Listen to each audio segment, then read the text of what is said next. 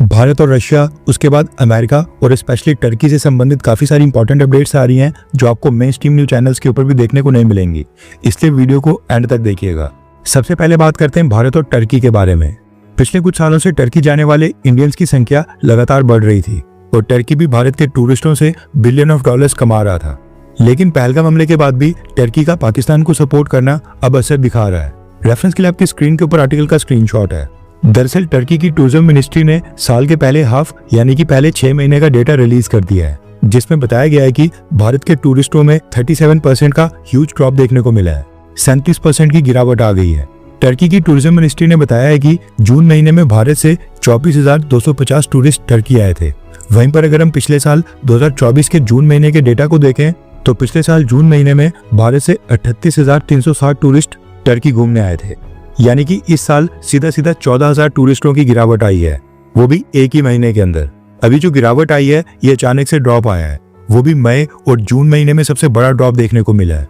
Turkey ने कहा है कि अचानक से जो ये इंडियन टूरिस्ट अराइवल्स में लगातार कमी आई है, इसके कारण पहले 6 महीने यानी कि जनवरी से जून के टोटल फिगर्स में भी ड्रॉप आ गया है। पिछले साल 2024 के पहले 6 महीनों में भारत के 1,60,000 टूरिस्ट टर्की आए थे, लेकिन इस साल केवल 1,40,000 इंडियंस ही टर्की पहुंचे हैं।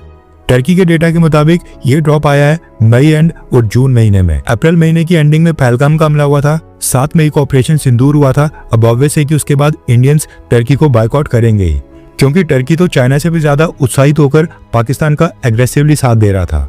पाकिस्तान की फेवर में ना सिर्फ ओपन स्टेटमेंट रिलीज की थी और ना सिर्फ उस समय ड्रोन्स और एमुनिशंस पाकिस्तान को सप्लाई किए थे, बल्कि टर्की के नेवल शिप्स भी उस समय कराची नेवल बेस के पास ही सिचुएटेड थे और समय से ज्यादा तय सीमा तक वहां पर रहे थे। वैसे 37% का ड्रॉप भी काफी कम है और ये तो अभी शुरुआत ही है। साल एंड होते होते ये नंबर और भी गिरने वाला है। नेक्स्ट अपडेट आ रही है कंबोडिया से। रिसेंटली थाईलैंड और कंबोडिया के बीच एक ऐतिहासिक शिव मंदिर को लेकर एक मिलिट्री कॉन्फ्लिक्ट हुआ था, जिसमें 45 लोगों की जान गई थी। डोनाल्ड ट्रंप की धमकी के बाद ही दोनों देशों के बीच ये कॉन्फ्लिक्ट खत्म हुआ था। अब तो खैर दोनों देशों ने आपस में एक दूसरे के ऊपर हमले रोक दिए हैं, लेकिन डोनाल्ड ट्रंप ने थाईलैंड और कंबोडिया दोनों को भी टैरिफ्स की धमकी दी थी, जिसके बाद दोनों देशों के प्राइम मिनिस्टर्स ने मलेशिया जाकर वहां पर सीजफायर के ऊपर फैसला किया था। अब ये जो सीजफायर हुआ है, इसके लिए कंबोडिया की गवर्नमेंट ने डोनाल्ड ट्रंप का नाम नोबेल पीस प्राइज के लिए रिकमेंड कर दिया है। जिस तरह से पाकिस्तान ने रिकमेंडेशन भेजी थी, सेम उसी तरह से कंबोडिया की सरकार ने भी डोनाल्ड ट्रंप को नोबेल पीस प्राइज देने के लिए रिकमेंडेशन भेजी है और डोनाल्ड ट्रंप को थाईलैंड के साथ सीजफायर करवाने के लिए थैंक्स भी बोला है। नेक्स्ट अपडेट आ रही है अमेरिका से। दरअसल डोनाल्ड ट्रंप ने अगेन आज भारत के ऊपर एक कमेंट करते हुए कहा कि मैं समझता हूं कि अब भारत रशिया से क्रूड ऑयल परचेस नहीं करेगा। ऐसा मुझे सुनने को मिला है, यानी कि उनकी टीम ने उनको बताया है कि भारत अब रशिया से क्रूड ऑयल नहीं खरीदेगा।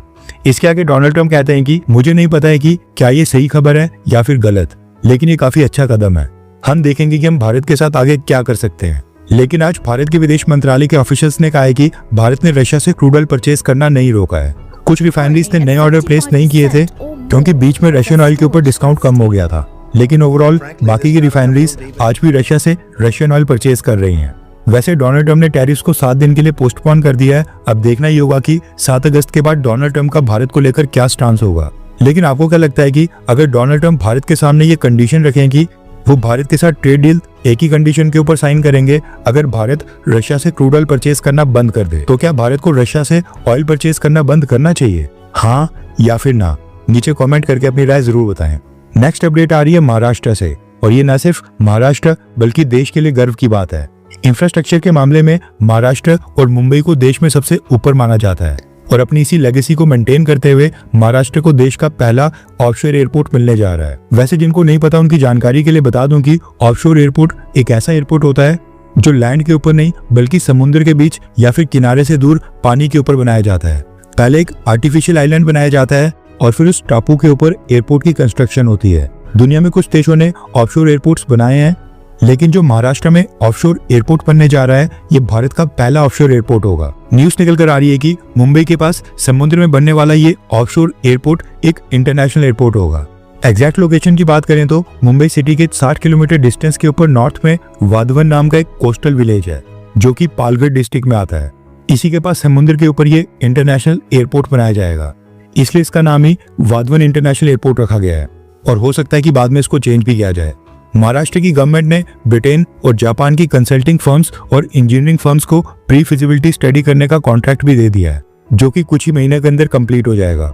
और पॉसिबिलिटी है कि अगले साल के एंड तक इस ऑफशोर एयरपोर्ट के ऊपर साइट वर्क और एक्चुअल का काम भी स्टार्ट हो जाए। इस वाधवन इंटरनेशनल एयरपोर्ट के ऊपर खर्च आएगा $8.9 बिलियन, यानी कि ऑलमोस्ट $9 बिलियन, जो कि भारत की करेंसी यानी कि इंडियन रुपीस में आज के समय 80,000 करोड़ रुपीस के आसपास बनते हैं। और जब ये बनकर तैयार होगा तो ये छत्रपति शिवाजी महाराज और नवी मुंबई इंटरनेशनल एयरपोर्ट के बाद मुंबई का तीसरा इंटरनेशनल एयरपोर्ट होने वाला है और फ्यूचर की एयर ट्रैफिक डिमांड्स को कैटर करेगा। नवी मुंबई इंटरनेशनल एयरपोर्ट मुंबई का दूसरा इंटरनेशनल एयरपोर्ट है जो अगले महीने सितंबर में इनॉग्रेट होगा। वैसे जिस स्पीड से भारत में एयर ट्रैफिक बढ़ रहा है उसी को देखते हुए महाराष्ट्र की गवर्नमेंट ने तीसरे इंटरनेशनल एयरपोर्ट के ऊपर भी काम ऑलरेडी स्टार्ट कर दिया है ताकि फ्यूचर में कोई प्रॉब्लम ना आए।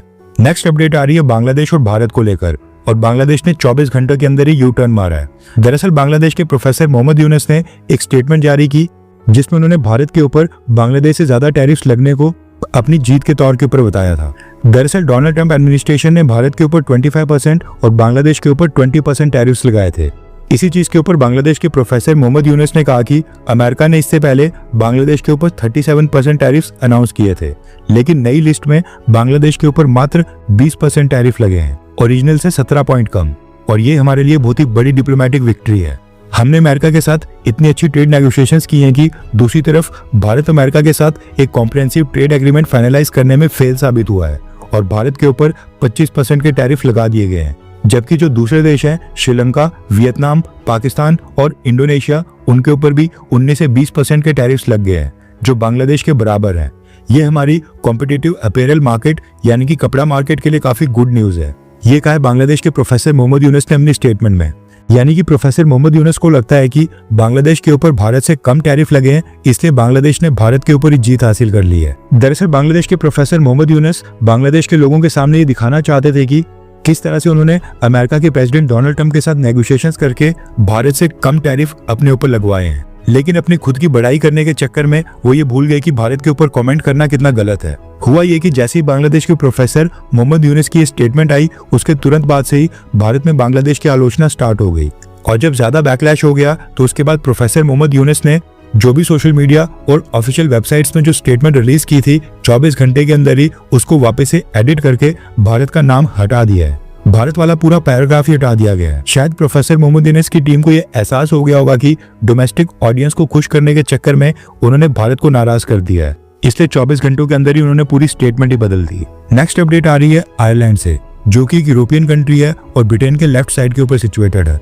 दरअसल रिपोर्ट्स आ रही हैं कि आयरलैंड में इंडियंस के खिलाफ हेट क्राइम्स वहां पर काफी ज्यादा बढ़ गए हैं। पिछले कुछ सालों में आयरलैंड के अंदर इंडियन ओरिजिन के इमिग्रेंट्स की संख्या काफी तेजी से बढ़ी है और ये चीज आयरलैंड के लोकल्स को वहां पर पसंद नहीं आ रही है, जिसके कारण आयरलैंड की राजधानी डबलिन में इंडियन ओरिजिन के लोगों के ऊपर गैंग अटैक्स हो रहे हैं। कई सारे लोकल लोग आपस में एक साथ इकट्ठा होकर इंडियंस के ऊपर हमले कर रहे हैं। ये केसेस पिछले कुछ हफ्तों से लगातार बढ़ रहे हैं। स्टार्टिंग में तो ऐसे केसेस कम रिपोर्ट हो रहे थे, लेकिन पिछले कुछ हफ्तों से कई सारे इंडियंस को इन अटैक में अब सीरियस इंजरी भी स्टार्ट होना हो गई है। कईयों को फ्रैक्चर्स भी आए हैं, लेकिन अभी तक आयरलैंड की लॉ एनफोर्समेंट एजेंसीज ने किसी भी लोकल को अभी तक अरेस्ट नहीं किया है, जिसके बाद अब फाइनली भारत की एम्बेसी ने इंटरवीन किया है और आयरलैंड में जितने भी इंडियंस वहां पर रह रहे हैं उनके लिए एक एडवाइजरी जारी की है। इंडियन एम्बेसी ने अपनी एडवाइजरी में कहा है कि हाल ही में आयरलैंड में भारतीय नागरिकों के ऊपर फिजिकल अटैक्स के केसेस काफी बढ़ गए हैं। इनको लेकर भारत की एम्बेसी आयरलैंड की अथॉरिटीज के साथ कांटेक्ट में है, लेकिन इसके साथ ही सभी भारतीय नागरिकों को सलाह दी जाती है कि वो अपनी पर्सनल सिक्योरिटी के लिए जरूरी सावधानियों को बरतें और खासकर रात के समय और सुनसान जगह में जाने से बच के रहें। इसके साथ ही इंडियन एम्बेसी ने इमरजेंसी हेल्पलाइन नंबर जारी करके भारतीय लोगों से कहा है कि अगर आप कोई फिजिकल अटैक या फिर हमला फेस करते हैं तो फिर एम्बेसी को कांटेक्ट करें। नेक्स्ट अपडेट आ रही है भारत के टोल प्लाजा कलेक्शन फीस को लेकर। भारत सरकार ने डेटा रिलीज किया है जिसके मुताबिक साल 2024 से 25 फाइनेंशियल ईयर में देश के नेशनल हाईवेज के ऊपर 61,400 करोड़ रुपीस की टोल कलेक्शन हुई है, यानी on an average per day का 168 करोड़ रुपीस, और ये नेशनल हाईवेज का नंबर है। नेक्स्ट अपडेट आ रही है पाकिस्तान और ईरान को लेकर। न्यूज निकल कर आ रही है कि ईरान का प्रेसिडेंट मसूद पेजेश्कियान आज 2 दिन की पाकिस्तान विजिट के ऊपर आया है। पाकिस्तान ने ऑफर दिया है कि वो ईरान और अमेरिका के बीच टेंशंस को डिफ्यूज करने की हर संभव कोशिश करेगा। रिपोर्ट्स आ रही हैं कि अमेरिका अब ईरान को रीच आउट करने के लिए पाकिस्तान की सरकार की मदद ले रहा है और इससे पाकिस्तान की इंपॉर्टेंस अमेरिका के लिए थोड़ी बढ़ गई है।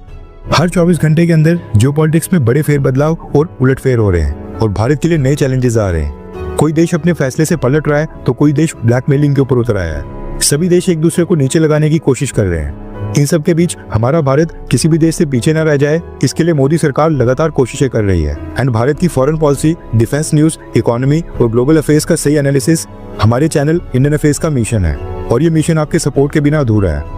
इंडियन अफेयर्स हिंदी के ऊपर हम सभी फैक्ट्स और डेटा बिल्कुल सरल भाषा में एनालाइज करते हैं, बिना किसी एजेंडा के। अगर आप चाहते हैं कि इंडियन अफेयर्स का सही और ऑथेंटिक एनालिसिस आप तक लगातार पहुंचे, तो इस वीडियो को लाइक करें और हमारे चैनल इंडियन अफेयर्स को सब्सक्राइब करके बेल नोटिफिकेशन ऑन करना मत भूलिए। आपका एक लाइक हमारे चैनल को ग्रो करने में काफी मदद करेगा और एक सब्सक्राइब ये सुनिश्चित करेगा कि आप किसी भी इंपॉर्टेंट अपडेट को मिस ना करें। अगर आपने हमारे चैनल को पहले से सब्सक्राइब किया है तो दिल से धन्यवाद। जय हिंद, वंदे मातरम।